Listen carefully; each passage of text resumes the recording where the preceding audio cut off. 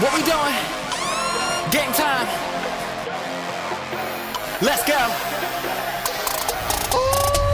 You know I didn't come here to lose. I go hard, I go home. Go hard, go home. You know I didn't come here to lose.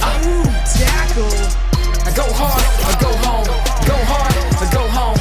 Pull up to the game, no top on it. They gon' know it when I put my name on it. I'ma give it to them, put the blame on it. Let me put some sauce on it. Move with it, move with it, move with it. Go hard, move with it, move with it, move with it. Go hard. All we ever do is win. Change my name to the champ. Wanna come through again. Better get a new camp. We taking up for no answer, making them move like a dancer. Won't be too long, before I come taking it all. Tell me now, who you gon' call? You know I didn't come here to lose. I go hard, I go home. Go hard, go home. You know I didn't come here to lose. I go hard, I go home. Go hard, I go home.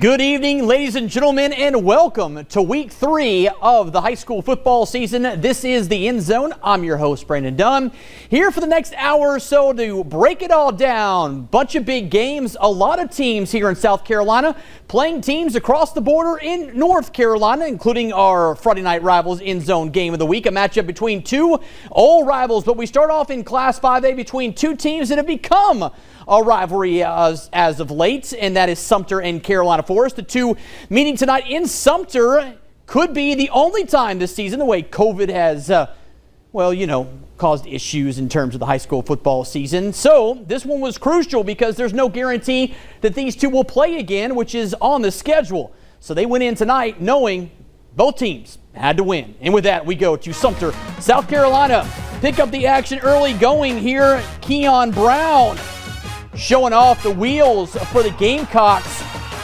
Cuts through that Panther defense like a knife through butter. 6-0 after the missed PAT. Carolina Forest, though, fires back. Scott Saylor, Anthony Aponte, looks like he's down, but he's not. Knee was never down. He gets up. Talk about, using your mind to your advantage. Aponte does just that. And that put the Panthers up 7-6. We moved to the second quarter. Sumter on the doorstep. Gamble, 3 yards in for the score. They'd add the 2-point conversion, and they led 14-7 at the break. On their way to winning this one. Your final in Sumter. It was the Gamecocks 36, Carolina Forest 7. Big win for Sumter as they pick up that could-be region win. We're putting it in the region column as a win as of right now. As we said, there's no guarantee they'll play that second game, which was supposed to be the one that counts. So we're going to go ahead and count them all at this point. Panthers drop to 2-2 on the season as they go to 0-1 in region as of right now. We'll see if these two do in fact play later on in the season. As for Carolina Forest, they'll return to the beach to take on Socastee next week at Socastee, as they have on the schedule right now. As for Sumter, they're home, or actually on the road to take on St. James. Speaking of St. James, just their second game of the season, taking on Socastee in the Battle 707, and the Braves playing their first game of the season after missing the first 3 weeks. And with that, we head to 707. Get the action going here. Luke Bozard in for the touchdown as he bulldozes his way in for the Braves touchdown, and they take the early lead. But Socastee not quite done in the scoring department. They get back inside the red zone as the fans were enjoying the evening. And another touchdown here would extend the Braves' lead. They were playing extremely well early on, and a big reason for that was their offensive line, but they weren't done. Check out Trey Grant on the receiving end of this pass. Yeah, it looked like the Braves were going to run away with this one, but give credit to St. James because they would battle back in the second half down to win this one. 36-33, 37-33. Your final from the Shark Tank is St. James. Man, what a performance tonight to battle back from a huge deficit early on to knock off their rivals to pick up their second win of the season. Braves fall to 0-1. We'll see what happens if these two are able to play again, but for right now, the Sharks pick up that crucial region win as the Braves will look for their first one next week when they entertain Carolina Forest. Both Carolina Forest and Sockesty, they need that one next week. We'll see what happens in that one. As we alluded to earlier on, St. James will entertain Sumter. That game at the Tank as of right now. And that takes us to Myrtle Beach in Oceanside Collegiate. The Seahawks playing their first game of the season after missing their first 2 weeks due to COVID concerns. Had to go on the road to take on a very good team in Oceanside Collegiate down at the Citadel. And we get it going here with the Seahawks looking mighty good. And that's because of this man. Adam Randall on the receiving end of that Ryan Berger pass. The Clemson commits doing the rest into the house. Seahawks on the board and looking good, but they weren't done, and neither was Randall. Another screen pass from Berger. The all-zone connection, 1 and 2, gets him inside the 40. Berger laying one out here for another fantastic bomb to Antonio Brown. This one went back and forth. It was a battle we expected it to be, but Myrtle Beach would score late to win this one 34-31. Big win for the Seahawks on the road against a quality opponent, considering that Oceanside had played 3 games prior to tonight where the Seahawks hadn't played a game, and that was Mickey Wilson's concern heading into this one. But it doesn't matter because the Seahawks get the win. They're 1-0 on the season as they turn their attention now to region where it all begins. They're back on the road next week as they will head to Darlington as of right now. Let's go up to North Myrtle Beach, taking on Wallace Rose Hill out of North Carolina. The Chiefs haven't played a game in a couple of weeks either, so how would they do knocking off the Rusts?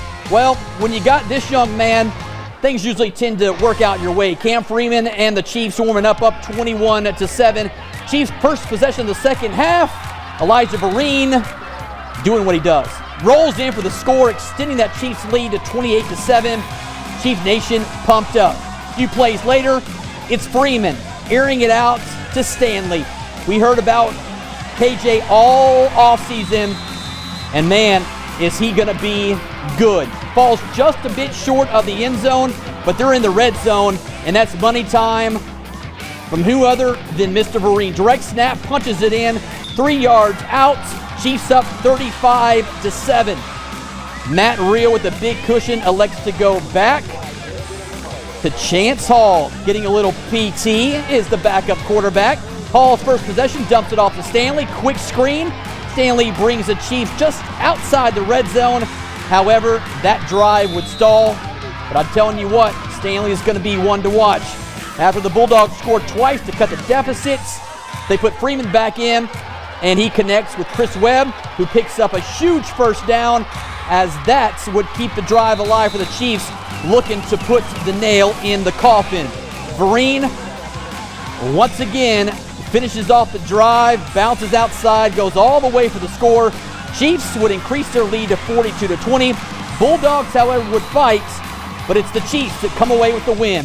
49-35, improving North Myrtle Beach to 2-0 on the season, and a big win against a quality opponent who had been averaging 50 points a game so far this season and undefeated, as a matter of fact, coming into this ball game. So a big win for Matt Reel and his Chiefs as they now turn their attention to region play, which for them will be at home next week against Hartsville, who will, of course, be, this game will be, the Friday Night Rivals EndZone Game of the Week on CW21 next Friday between the Red Foxes and the Chiefs. Looking forward to that one. Always a good battle when those two meet.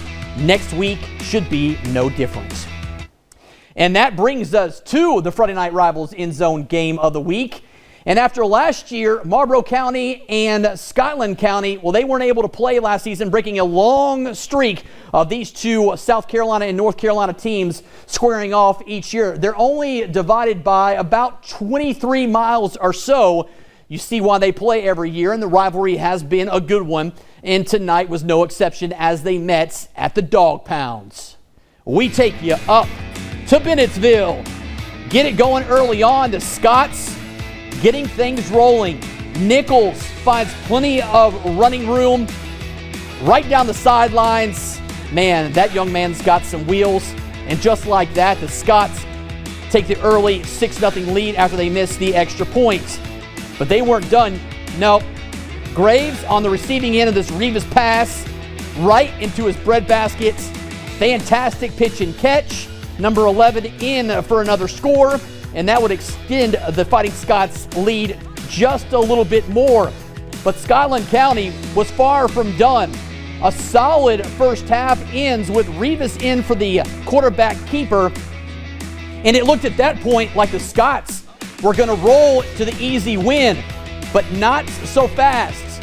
Whatever Coach Collins said to the Bulldogs at halftime proved pretty good, because they came out in the second half and showed out. Bostic, man, talk about getting your foot down. Give that young man 6-12. Fantastic grab there, and that would cut the lead to 20-12 after the 2-point conversion. But the Dogs weren't done. They still had some more in the old bag of tricks. Devontae Tyson on the quarterback keeper bulls his way in to cut the Scots lead to 20-16. The Dogs had an opportunity late to take the lead, but the Scotland County defense rose to the occasion and hung on to win this one. 20-16, a great game between two old rivals. This one goes to the Scots as they improve to 3-1 on the season. The Bulldogs lose for the first time, falling to 1-1 on the year. Marlboro County will be at Crestwood next week. Scotland County back on the road as they will take on Hope County. But we caught up with Scotland County head coach Richard Bailey after this one to get his thoughts on a variety of things and how this game went down. I tell you what, we go up 20-0. We think it's going to be a blowout, and Coach Collins and the Marlboro Bulldogs did a great job making some adjustments. They showed us a different defensive front, and we only had one film, and they showed us a lot of different fronts, and they were bringing pressure. My quarterback goes full cramp on us, and so I'm having to put a ninth grader in that's not ready really for this situation. All of a sudden we can't get a snap, we can't catch a snap, and it just snowballed, and it was, man, I've been in 31 years, I've seen a lot of crazy football games. This is one of the craziest. Hats off to the defense, did a great job. They won the game in the second half. Thankfully we had that first quarter, hit a few big pass plays, but then after that, man, it was all Bulldogs, and we just held on. Oh, it's always big, and to be able to play this game, we thought it was going to be canceled. Didn't play it last year. Great crowd, great atmosphere. And again, we came away with a win, but it's always crazy when we come down here. When we play in Scotland, it's usually never this close. But when we play here, they play us tough. And again, hat goes off to Coach Collins and them. They did a great job. They coached much better than I did tonight. We got Hope County. We start our conference play. Everybody's 0-0. It's the new season. We're done with the preseason. Now it's, ready to go try to win a conference championship. Though we got to get a lot better. All right, well, as Coach Bailey just alluded to, they start conference next week with Hope County on the road. As he said, this is when it starts. You got to win your region, or you got to finish toward the top to get you an opportunity to be at home to start the playoffs, or at least put yourself in position to make a long run in the North Carolina playoffs. We'll see what happens next week with the Fighting Scots. As for Marlboro County, they start region as well. This is when it starts for them too. We'll see how they do as the region begins for the Bulldogs and head coach Bobby Collins. Next week, though, the Friday Night Rivals EndZone Game of the Week, as we alluded to earlier in the show, will take us to Little River as North Myrtle Beach will take on Hartsville. Speaking of Hartsville, man, what a ball game we saw tonight at KELLYTOWN Stadium. We'll have those highlights for you. Plus, West Florence went across into North Carolina to take on West Brunswick. Could the Knights continue their winning ways to improve to 3-0 before they open region play? We'll have that answer for you coming up when the EndZone rolls on next. Welcome back to the EndZone. Brought to you by Conway Medical Center and Mr. Sparky. Welcome back, folks, to week 3 of the EndZone as we continue to roll on with the high school football scene on this September evening. And we continue with the West Florence Knights going across into North Carolina to take on West Brunswick. Knights playing extremely well thus far this season. They didn't have a game last week, so they had a little time to practice, rest a little bit, and prepare for this game tonight before they open region next week. We go into North Carolina. There is head coach Jody Jenneret firing his club up.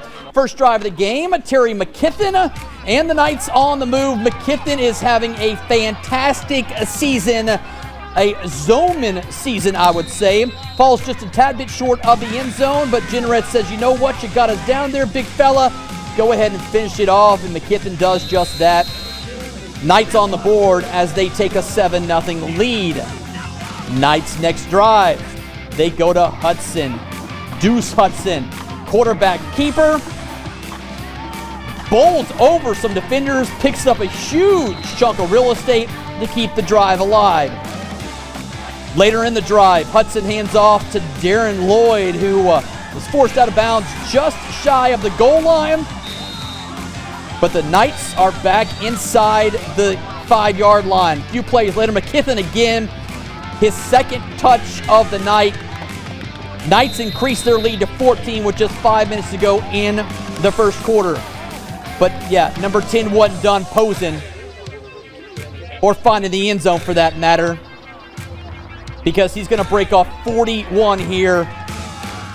And when he's done running, he's going to find himself another touchdown. His third of the quarter, and that was more than enough for West Florence as they would roll over West Brunswick 41-20, the final tonight, as the Knights continue their winning ways and their undefeated season.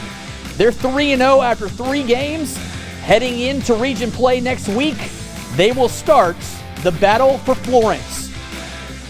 No better way to start it than with the Wilson Tigers. It's the Knights, it's the Tigers, it's Wilson High next week to get things rolling in region play for both of those teams. Speaking of region, how about Hartsville? Man, playing fantastic football. They welcomed Gilbert to town tonight, and this one was just as entertaining as they have all season long. First quarter, 13-yard line. Douglas finds Jay-Sean Anderson for the score. That would put the Red Foxes on the board as they would take the early lead. Later in the quarter, though, Indians march down the field.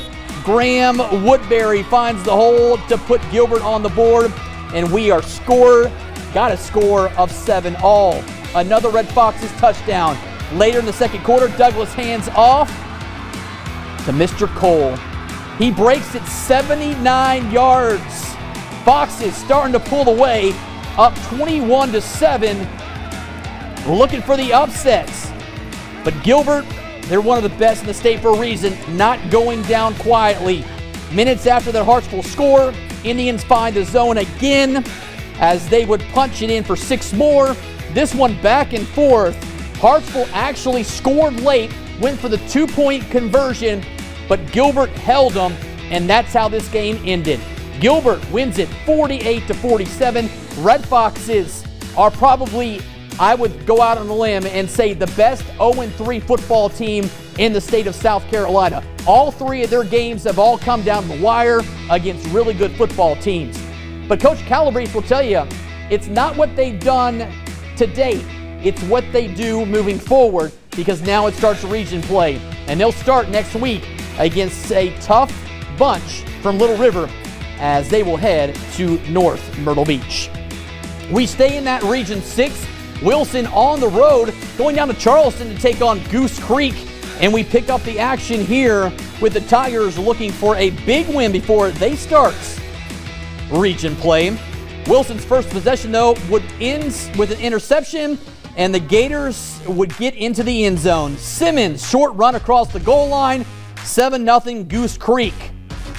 Yep, well, remember the name Simmons because he wasn't quite done, because he was just getting started. Later on, Wilson trying something to get something to happen, but that interception there, Singletary grabs it, makes something happen, and then that would lead to Simmons once again. Man, that young man is pretty good. Don't know much about him, but he seems to score touchdowns. 14-0 Gators, and they were still in the first. And this one would go Goose Creek's way as they would win this one 49-28. The Tigers still looking for their first win of the season as they drop to 0-2. going into that matchup against West Florence next week. We'll see if they can, in fact, get off the schneid and win their first game of the season. Looks like they had an opportunity tonight to kind of rally, but it would fall short in that one. And with that, we go to Sherrall as the Braves, the Fighting Annie Pools, home to take on Loris. Loris still looking for their first win of the season. Sherrall coming in after a win last week. We go up to Sherrall. Get the action going with the Braves coming on the field. It's Loris, though, that starts the action early. Knox in for the score.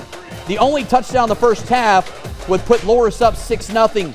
Poole looking on, saying, hey guys, what's the deal? Let's try to get our offense going. McCaskill does just that. Cuts in, makes a push, gets bumped, knocked down, ball comes out. But the refs say he was crossed the goal line, and that would put Sherrall up 7-6. But hey, the home team not quite done yet. Zay Brown, remember the name. He had a fantastic game last week. Had a pretty good one this time. He fights his way into the house. That's a big fella. You're not going to bring him down with an arm tackle. He goes in for the score, and that was plenty for Sherrall. As the Braves get it done for the second consecutive week, beating Loris 21-6 to pick up their second win of the season. Lions still searching for that first win, but it's all about what they do now, because for them, it starts region play next week, and it will be a tough task because they go into Dillon. However, the Lions have played 3 games. Dillon has yet to play a game this season. We'll be going into week 4 next week before the Wildcats will actually be on the field. So we'll see if that has anything to do with next week. But as of right now, any coach would tell you, if you're facing a team that's already played a couple of games and got game speed in that situation, it's a tough task to say to any team to go in there and play. But that's what Dillon's going to do next week, and we'll see. But we're not done with the end zone. We got more scores and highlights coming up next as we'll go to Mullins and show you what the Auctioneers did. LATTA, too, looking for a win, a much-needed win. They were home. More scores and highlights coming up in just a few minutes. We'll be right back.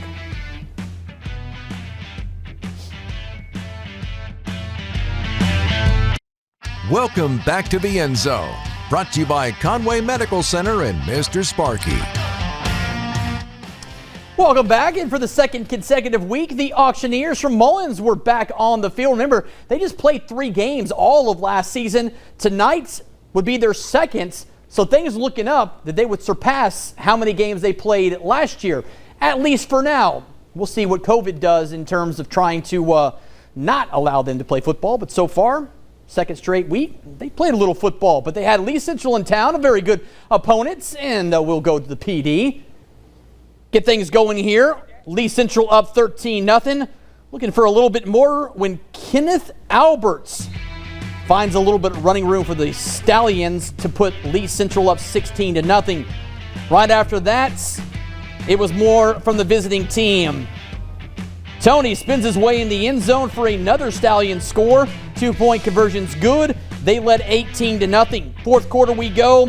Albert muscles his way in for another Stallion touchdown, and that would put the nail in the coffin as Lee Central would go on and shut out Mullins in this one. 28-0 your final as the Auctioneers fall to 0-2 on the season. But for them, region begins in a matter of a few weeks, and we'll see what they do once region begins.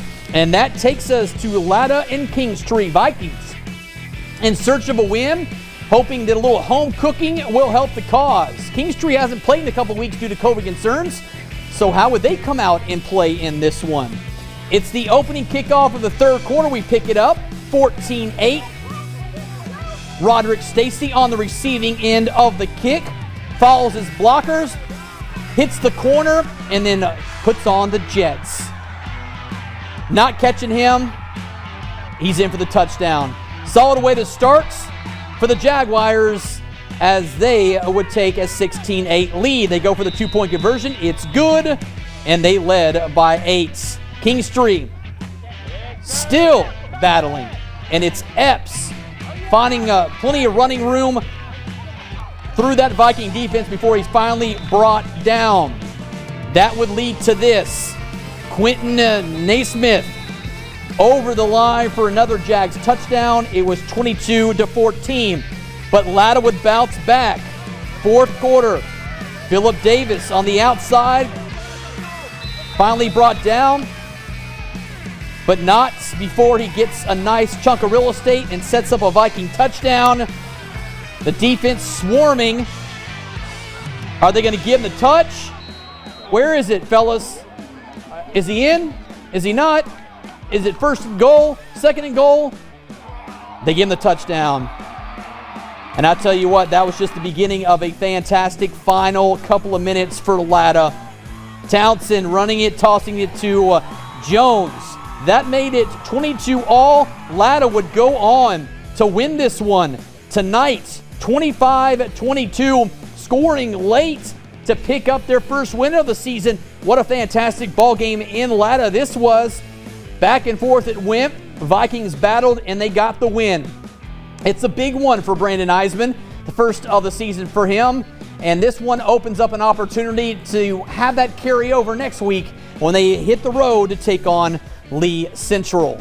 And that takes us to Class A, the second-ranked Silver Foxes from Lamar on the road at Timberland. Always a tough game when you have to go to Timberland. We pick it up second quarter. And the Wolves fired up. Roman Woodworth gets the plenty of blocking and then finds himself a nice chunk of real estate, picks up 50 yards on the run before he's brought down by Patrick Anderson, who's having a fantastic season for Lamar. Timberland looking for the touch, and they're going to get it. Kalen Brown, fantastic throw to his receiver, who goes the rest of the way for the score. Timberland on the board as the Wolves find themselves 6. Lamar had some issues. Couldn't quite get their offense going. The sack here, that was just that kind of night as Lamar would fall in this one. 26-14, just their first loss of the season in their second game of the season. But as I said, anytime you go to Timberland to play, it's always a tough environment. Any team will tell you that when they have to go there to play. And Lamar kind of figured that out this evening. But it's all about what they do next week as they will entertain Great Falls to get things rolling when it counts. And when it counts is region play. All right, speaking of region play and teams that were looking for a win, Hemingway led this one, but it was Great Falls who would rally to win. 36-32. It was the Tigers' first game of the season as they dropped to 0-1. But they battled. I tell you what, a very good showing from this football team. Last year they struggled. But this year it looks like they're back to playing Hemingway ball. I know they fell tonight. They fell short tonight. But we'll see what the rest of the season has in store for the Tigers. As for East Clarendon, the Wolverines, they're still searching for their first win of the season as they fell at home to Chesterfield 42-20. All right, we're going to take another break. When we come back, though, we're switching gears. We're going to talk a little bit about SCISA later on in the show, and we've got another North Carolina-South Carolina battle between two foes that are really only a couple of miles apart. And we'll also have CCU and Kansas highlights coming up toward the end of the show because the Shots beat their first Power 5 program at the Brooks. We'll have that for you a little bit later on. We'll be right back. Welcome back to the End Zone. Brought to you by Conway Medical Center and Mr. Sparky. PD Academy opened the season with hopes of hoisting the hardware at the end of the season, and so far they're playing really good football and have a golden opportunity to do just that if they stay healthy. And we do, in fact, have a state championship. That's still very debatable at this time, but we'll see. They had the Kings Academy in Mullins tonight, and with that, we go to PD Academy with the Eagles coming on the field. Didn't take long for their offense to get going. Hudson Spivey, Drew Singletary, 1-2 connection. PD Academy up 6-0. Boom, just like that. But yeah, the Eagles weren't quite done. Luke Carter, this time showing off the wheels and gets himself in for another 6. And that put the Eagles up 13-0.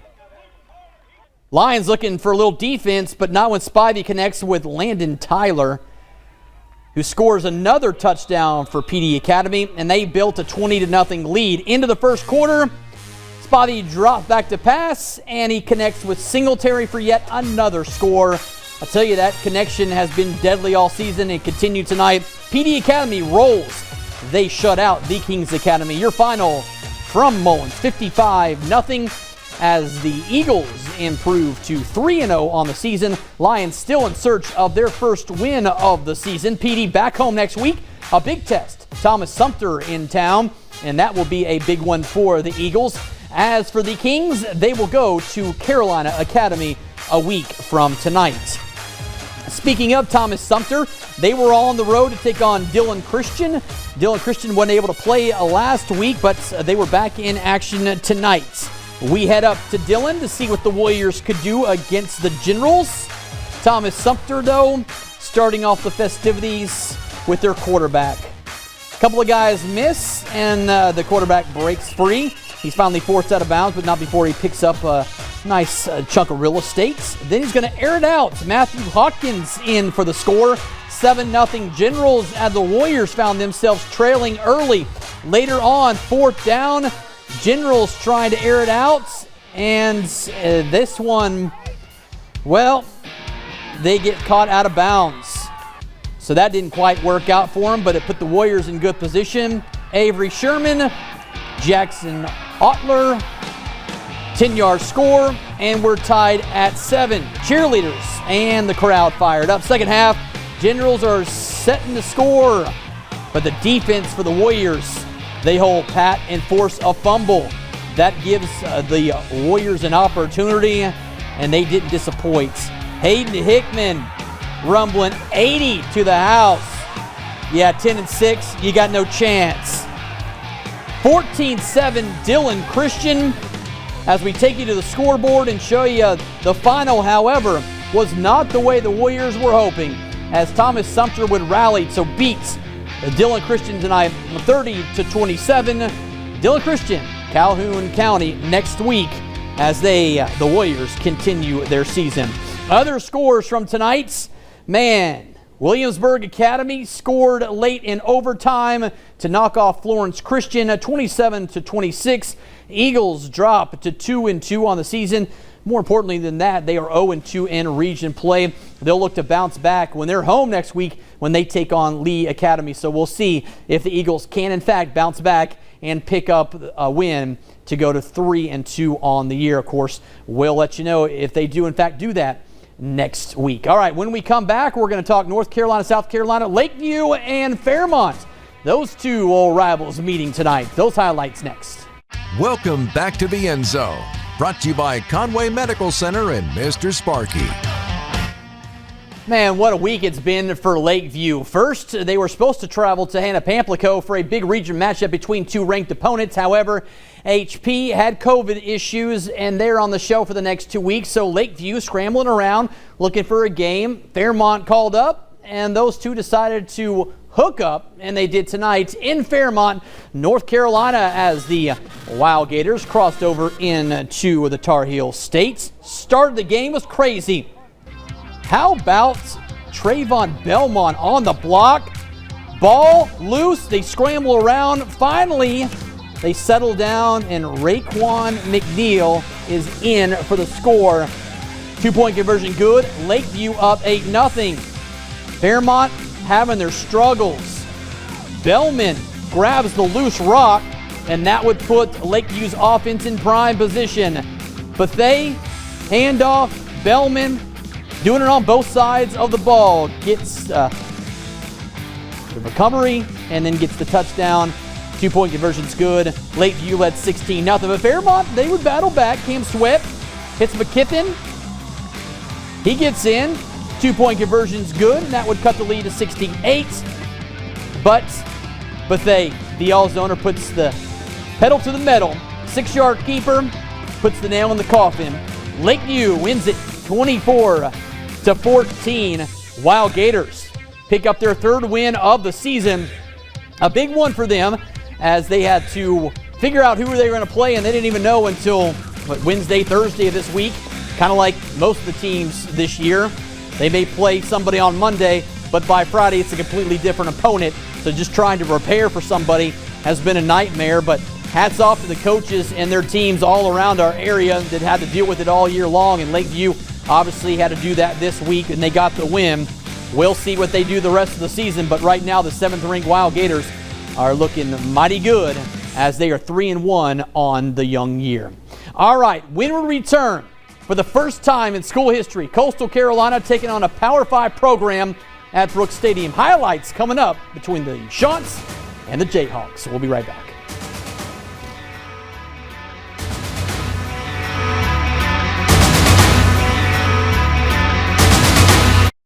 Welcome back to the End Zone, brought to you by Conway Medical Center and Mr. Sparky. For the second consecutive week, Brooks Stadium was packed, and rightfully so. The 17th-ranked CHANTICLEERS off and running. Tonight, they welcome Kansas to town. It's the first time that this school has ever faced a Power 5 program on the CCU campus, so you knew the fans would be fired up, and so was the team in white. Brooks Stadium rocking as the CHANTICLEERS got things going, but they found themselves trailing 3-0 early on, but Grayson McCall comes to work, finds Jalen Hiley in for the score. Number 6 having himself a season. 7-3 Coastal, but Kansas would add a touchdown to take a 9-7 lead. Second quarter, all CHANTICLEERS. McCall calls his own number.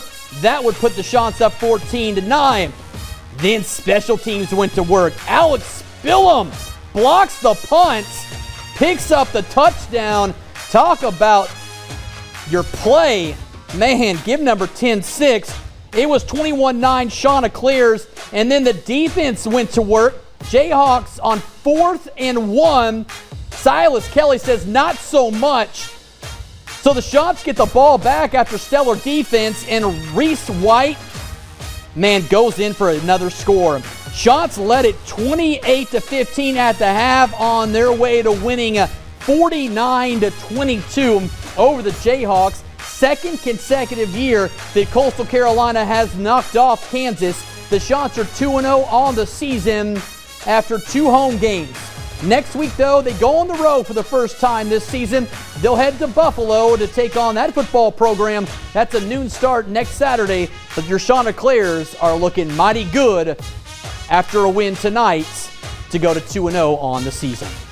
All right, my friends, that's going to put a wrap on week 3 of the End Zone. Thanks for staying up late with us tonight. Hope you enjoyed the show. Plenty more high school football for you next week, including the Friday Night Rivals End Zone game of the week. It's Hartsville at North Myrtle Beach.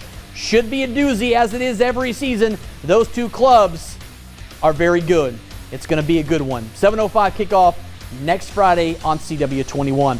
We'll have South Carolina, East Carolina highlights for you tomorrow, plus Clemson at home to start the season, their home opener, that is, against South Carolina State. Have a fantastic Saturday. I'll see you tomorrow night. Thanks for watching.